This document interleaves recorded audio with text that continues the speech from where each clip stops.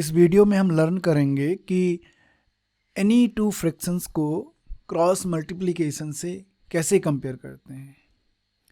Any का मतलब है कि वो दो फ्रैक्शंस कैसे भी हो सकते हैं, वो लाइक फ्रैक्शंस हो सकते हैं, अनलाइक फ्रैक्शंस हो सकते हैं, प्रॉपर फ्रैक्शंस हो सकते हैं, इम्प्रॉपर फ्रैक्शंस हो सकते हैं। क्रॉस मल्टीप्लिकेशन एक जनरल मेथड है जिसकी मदद से हम कोई भी दो फ्रैक्शंस दे रखे हैं उनको क्या कर सकते हैं, कंपेयर कर सकते हैं। तो हम तो पहले हम ये देखेंगे कि ये क्रॉस मल्टीप्लिकेशन मेथड क्या होता है और कैसे वर्क करता है, और बाद में हम देखेंगे कि ये मेथड फुल प्रूफ कैसे है। तो हमारे पास ये दो फ्रैक्शंस हैं, एक फ्रैक्शन है 2/3 और दूसरा फ्रैक्शन है 4/5। क्रॉस मल्टीप्लिकेशन मेथड में जो दूसरा फ्रैक्शन है उसके डिनोमिनेटर को हम मल्टीप्लाई करते हैं पहले फ्रैक्शन के न्यूमरेटर से। और उसको लिखते हैं, पहले फ्रैक्शन के टॉप पे हमने लिख लिया 2 मल्टीप्लाइड बाई 5 कितना हो गया, 10 हो गया। और उसके बाद दूसरे वाले फ्रैक्शन पहले वाले फ्रैक्शन के डिनोमिनेटर को मल्टीप्लाई करते हैं दूसरे फ्रैक्शन के न्यूमरेटर से। तो ये होगा 3 मल्टीप्लाइड बाई 4 इक्वल्स टू 12। ये क्रॉस का एक सिंबल बन रहा है, इसलिए इस मेथड को हम क्या बोल रहे हैं, क्रॉस मल्टीप्लिकेशन मेथड बोलते हैं।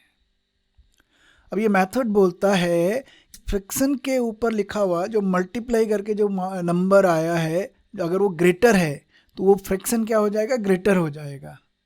तो यहाँ पे 4/5 के ऊपर लिखा हुआ जो मल्टीप्लिकेशन है वो क्या है, 12 ग्रेटर देन क्या है, 10 है। इसका मतलब जो 4/5 फ्रैक्शन है वो ग्रेटर है किससे, 2/3 फ्रैक्शन से। या यूं कहे कि जो 2/3 फ्रैक्शन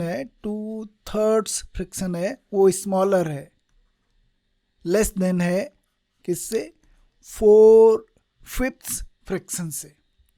अगर 2/3 के ऊपर लिखा हुआ जो मल्टीप्लिकेशन वाला नंबर है अगर वो दूसरे वाले से ग्रेटर होता तो ये हो जाता 2/3 ग्रेटर देन 4/5।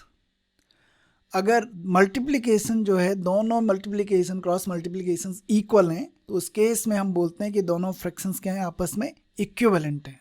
तो अब हम ये देखेंगे कि क्रॉस मल्टीप्लिकेशन मेथड जिससे हमने ये रिजल्ट निकाला उसमें कोई गड़बड़ी नहीं है, मतलब ये मेथड जो है फुल प्रूफ है। तो उसके लिए हम अपने यही दो फ्रैक्शंस लेते हैं, 2/3 एंड दूसरा फ्रैक्शन कौन सा वाला, 4/5। कैसे फ्रैक्शंस हैं ये, अनलाइक फ्रैक्शंस। क्यों अनलाइक, क्योंकि इनके जो डिनोमिनेटर्स हैं वो क्या है, डिफरेंट है। तो अनलाइक फ्रैक्शंस को हम कैसे कंपेयर करते हैं, हम जानते हैं कि हम उनको किस में कन्वर्ट करते हैं, लाइक फ्रैक्शंस में। लाइक फ्रैक्शन का मतलब है कि दोनों के डिनोमिनेटर्स को हम क्या बनाएंगे, सेम बनाएंगे। तो उसके लिए हमें एक कॉमन मल्टीपल ढूंढना पड़ेगा, 3 का और किसका, 5 का। अब 3 और 5 के कई कॉमन मल्टीपल्स हो सकते हैं, पर एक तरीका ये है कि हम इन दोनों को आपस में मल्टीप्लाई कर दें, तो 3 का भी मल्टीपल होगा और 5 का भी मल्टीपल होगा। तो हमने 3 को मल्टीप्लाई किया किससे, 5 से, और 5 को मल्टीप्लाई किया किससे, 3 से। तो 15 हमारा कॉमन मल्टीपल हो गया। नाउ जो नया फ्रैक्शन आएगा 2/3 के लिए, उसको वैल्यू वाइज सेम होना चाहिए, इक्विवेलेंट होना चाहिए। तो हमने डिनोमिनेटर को किससे मल्टीप्लाई किया, 5 से मल्टीप्लाई किया। तो न्यूमरेटर को भी हम किससे मल्टीप्लाई करेंगे, 5 से मल्टीप्लाई करेंगे।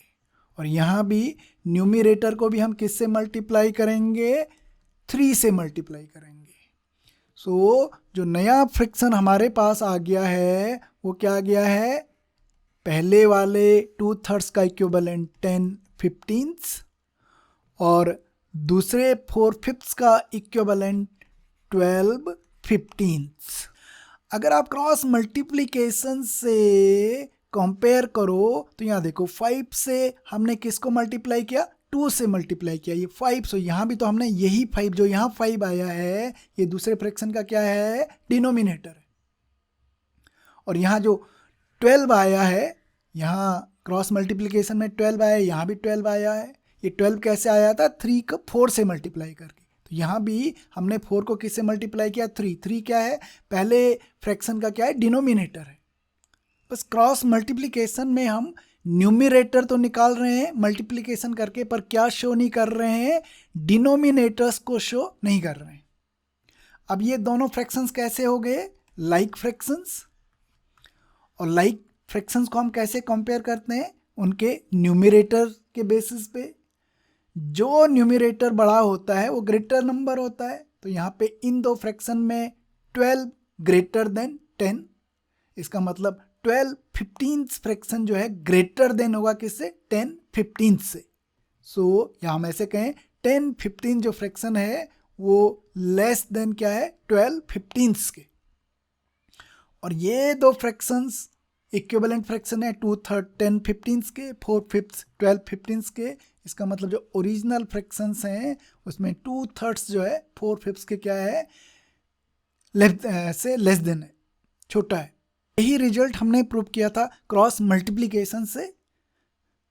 बट हम देख सकते हैं कि क्रॉस मल्टीप्लिकेशन करते हुए हमें ना उसको अनलाइक फ्रैक्शंस को लाइक फ्रैक्शंस में कन्वर्ट करना है, सिंपली क्रॉस मल्टीप्लाई करना है। यहाँ चीज़ें हमें इतने सारे स्टेप्स में मिल रही हैं, यहाँ सिर्फ 2 स्टेप्स यूज करके हम क्या कर पा रहे हैं, कंपेयर कर पा रहे हैं। तो एक एग्जांपल की मदद से देखेंगे कि कैसे इक्विवेलेंट फ्रैक्शंस में जो मिसिंग नंबर है हम क्रॉस मल्टीप्लिकेशन से उस मिसिंग नंबर को निकाल सकते हैं। तो सपोज मेरे पास ये इक्विवेलेंट फ्रैक्शन है 3/4 और मुझे दे रखा है कि ये इक्विवेलेंट है, मुझे डिनोमिनेटर दे रखा है इक्विवेलेंट फ्रैक्शन का 16 और इसका हमें क्या निकालना है, न्यूमरेटर निकालना है।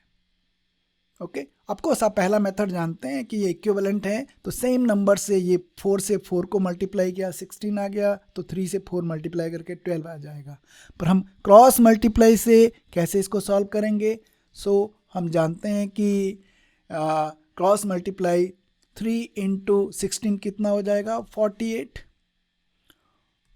और अगर ये इक्विवेलेंट है तो दोनों क्रॉस मल्टीप्लिकेशंस क्या होने चाहिए, सेम होने चाहिए। तो 4 को हम किससे मल्टीप्लाई करें कि 48 आ जाए, 12। तो बॉक्स की वैल्यू कितनी होगी, 12 होगी। Thank you.